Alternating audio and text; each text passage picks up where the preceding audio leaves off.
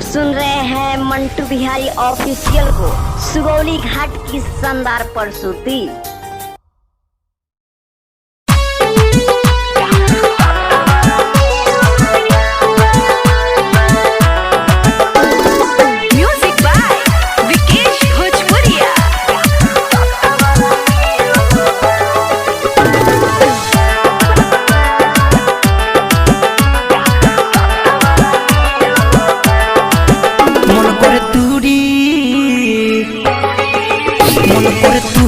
सराए कर दाँतवा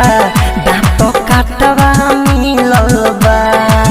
मन करे तुरी सराए कर दाँतवा दाँत काटवा मिलबा दाँत काटवा मिलबा रे सखी दाँत काटवा मिलबा तोरा तो भर करेला चितयौरी पाटवा दाँत काटवा मिलबा सहाय कर दाँतवा दाँत काटवा मिलबा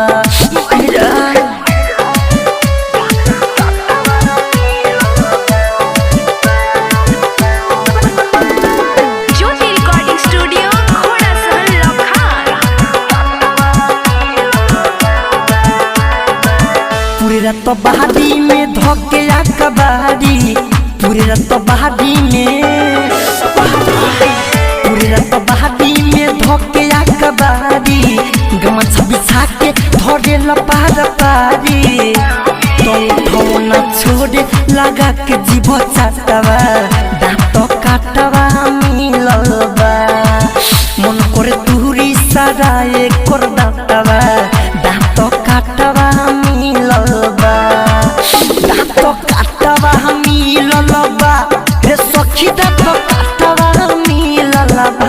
तोरा तो भर करेला चितयौरी पाटवा दाँत काटवा मिलबा मन करे तुरी सहाय कर दाँतवा दाँत काटवा मिलबा रे सखी।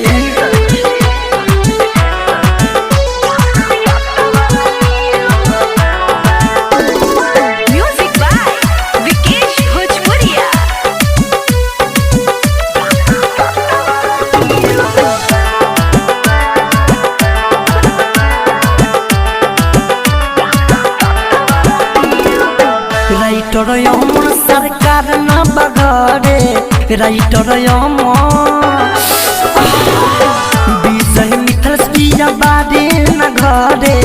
फायदा उठा के हमर रत भर चढ़े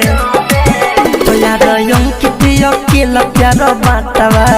दाँत काटवा मिलबा रात दिन पहरेला चितयौरी पाटवा दाँत काटवा मिलबा दाँत काटवा मिलबा रे सखी दाँत काटवा मिलबा तोरा तो भर करेला चितयौरी पाटवा दाँत काटवा मिलबा मन करे तुरी सराए कर दाँतवा दाँत काटवा मिलबा दाँत काटवा मिलबा रे सखी दाँत काटवा मिलबा तोरा तो भर करेला चितयौरी पाटवा दाँत काटवा मिलबा मन करे तुरी सहाय कर दाँतवा दाँत काटवा मिलबा। ज्योति रिकॉर्डिंग स्टूडियो घोड़ा सहन लखान।